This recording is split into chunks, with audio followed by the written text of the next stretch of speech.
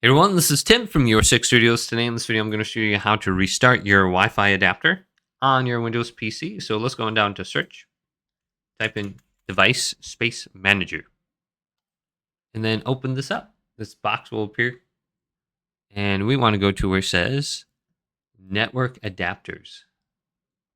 So hit this arrow, locate yours. Mine is an Intel dual band wireless AC3168.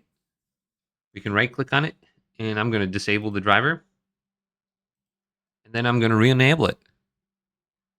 So I can see it right here. Go to enable. And it should be working again. Now, if it's still not, we can right click on this. Go to update drivers. Browse my computer for drivers. Let me pick from my computer.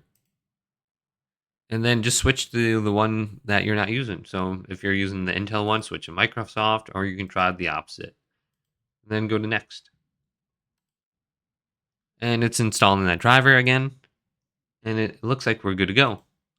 Okay, another thing that you can try if that's not working is going down to search and type in CMD. Open up the command prompt system and make sure you go to run as administrator, otherwise it won't allow you to do this. So let's run this as administrator. It should say yes or no. And then we got this box.